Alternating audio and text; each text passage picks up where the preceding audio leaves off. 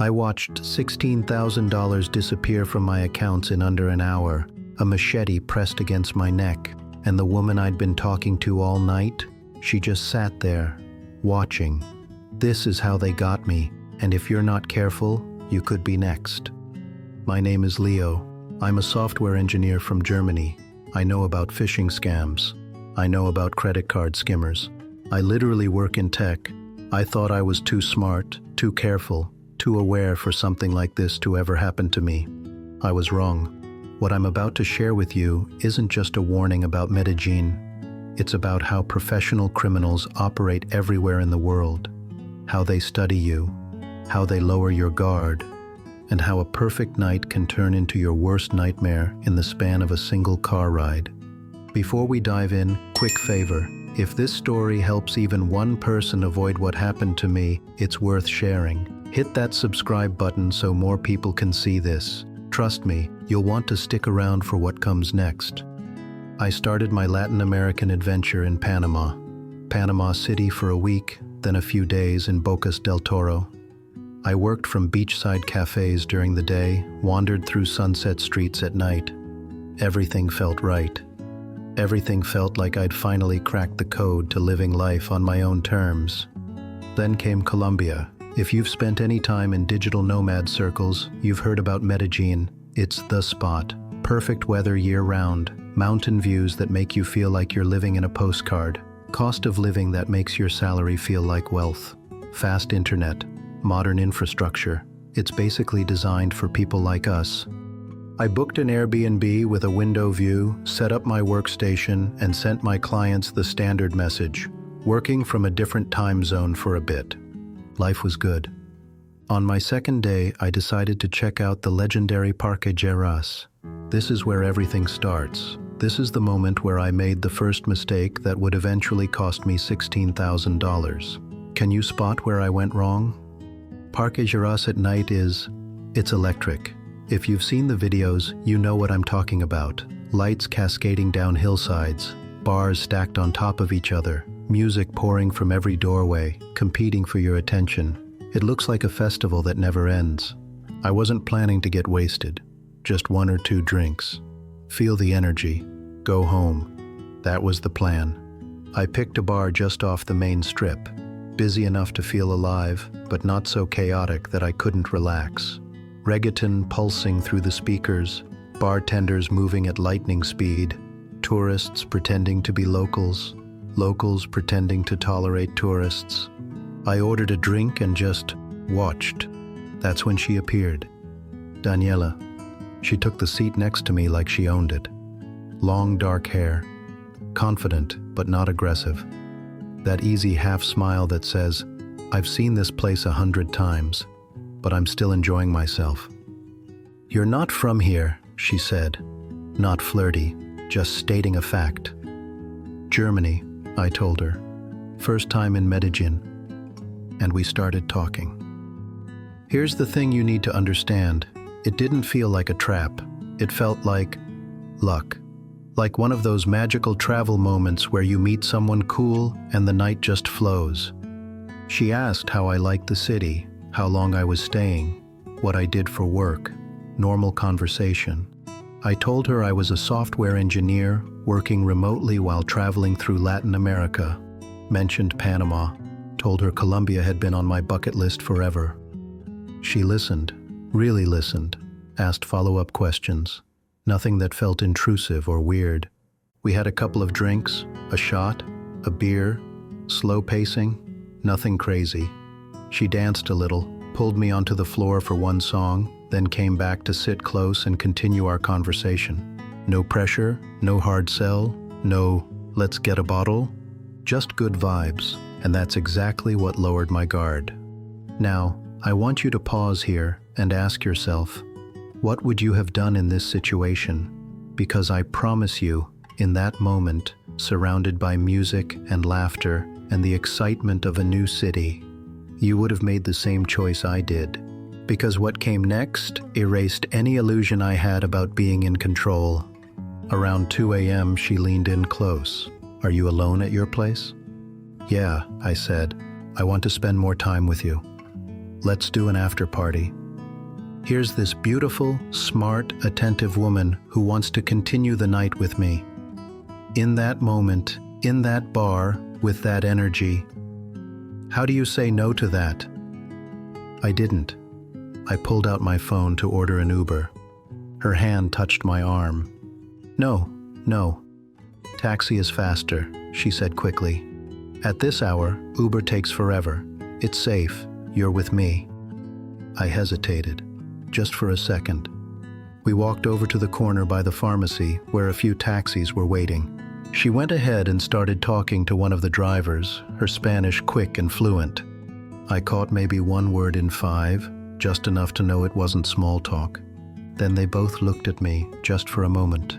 I felt something, a flicker, a tiny voice in the back of my head saying, "Wait," but I ignored it. We got in. I gave the driver my address. He repeated it back correctly, smiled at me in the rearview mirror. "Ah, nice place," he said in accented English. "Medellin treating you good?" We made small talk, where I was from, how I liked Colombia. He made jokes. He was friendly. Daniela leaned against the door, scrolling her phone, completely relaxed. For those first few minutes, I thought, see? Everything's fine. This is normal. Then the street started changing. Less light, fewer people, closed shops, long stretches of empty road. I opened Google Maps to quietly check our route. We were heading in completely the wrong direction. Before I could fully process what I was seeing, the car eased to the side of the road, slowly, calmly, like he was just letting someone pass. But there was no one there. I remember looking up, my mouth half open to say, "Hey, is this?" Then an arm came over the seat, and a machete touched my neck. Not shaking, not wild, completely steady. "Don't move," he said. His voice was low, professional. "Give me everything." This is the moment where your brain stops working, where every action movie you've ever seen, every self-defense video you've watched, every confident thought you've had about what I would do just evaporates. What would you do with a blade against your throat? My whole body locked up. I could feel the point against my skin, not cutting yet, but close enough that I knew exactly what would happen if I tried to be a hero.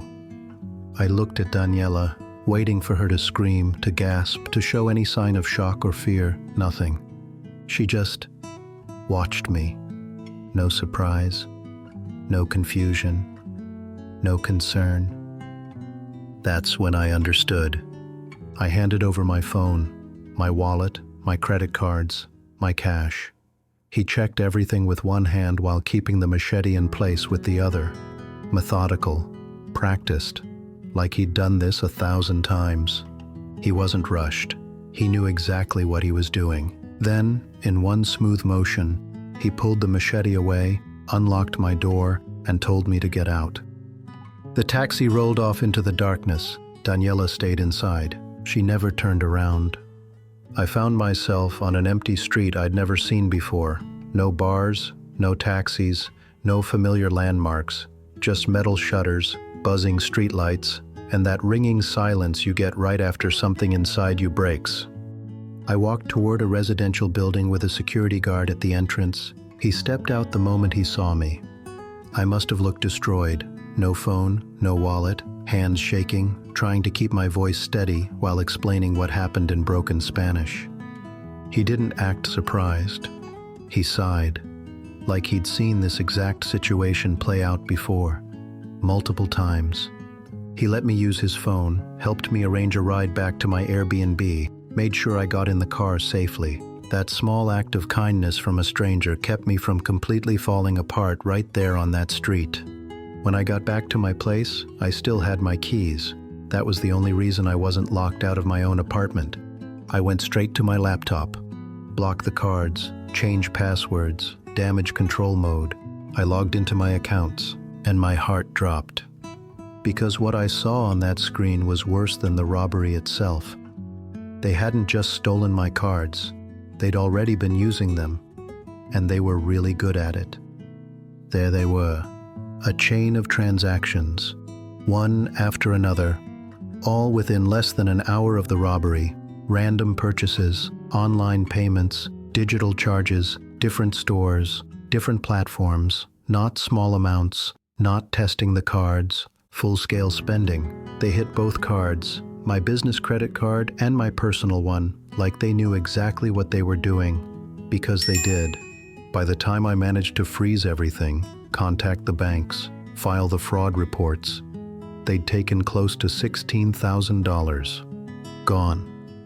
I spent the rest of the night making calls, filling out reports, doing everything by the book, fighting the banks, explaining the situation over and over to people who'd heard it all before. But sitting there in front of that screen, watching my savings disappear, I realized something. The thing that hurt the most wasn't the money. It was understanding that none of it was coincidence. Daniela asking what I do for work, she was assessing my income level, her watching how I paid for drinks, she was checking which cards I carried, her offering to keep me safe with a taxi. She was controlling my transport, the driver appearing at exactly the right moment. He was already waiting for the signal. It wasn't bad luck. It wasn't me being in the wrong place at the wrong time. It was choreography, a practiced routine, a business operation. I was the mark, and they executed perfectly. And here's what terrifies me most. I'm not stupid. I'm educated. I work in technology. I know about scams, and I still fell for it. So what makes you think you wouldn't? People love to say, I'd never fall for that. I'm too smart. I'm too careful. I know about social engineering. I literally understand how these scams work from a technical perspective. And I still stepped into that taxi because it didn't feel like danger. It felt like a good night that kept getting better. That's how they get you. They don't come at you with obvious red flags. They don't act suspicious. They create an experience that feels natural, fun, and safe. So let me give you the rules I wish I'd followed. If someone you just met insists on choosing your ride, don't let them. Ever. I don't care how nice they seem. Order your own Uber from your own phone, and don't let anyone else see your destination until you're safely inside. If a taxi appears too perfectly, too fast, exactly when someone wants it, question it. Professional scams rely on timing. Random taxis don't just appear at 2 a.m., exactly when you need one. If a beautiful stranger is suddenly invested in escorting you home for your safety, understand this. Sometimes you are the job, their job. You're not being rescued, you're being delivered. Trust your gut. I felt that flicker of doubt, that tiny voice. I ignored it because I didn't want to seem paranoid or ruin the vibe. Listen to that voice. It exists for a reason. Set low limits on your cards when traveling. Leave your main cards at home or locked in your accommodation.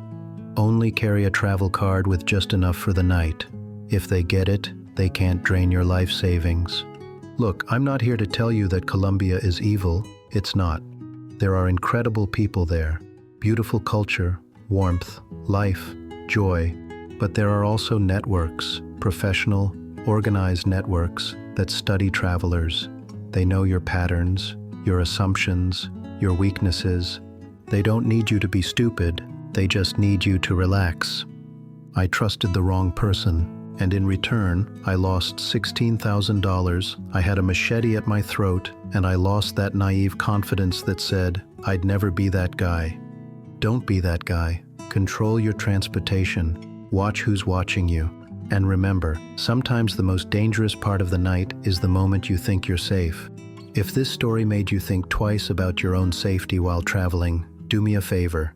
Share this video with someone who needs to see it. Hit that like button so the algorithm shows this to more people. And subscribe because I'll be sharing more stories from the road, the good, the bad, and the expensive. And don't forget to grab the Gringo Survival Guide in the description below. The world is beautiful. Travel is worth it. Just stay sharp out there.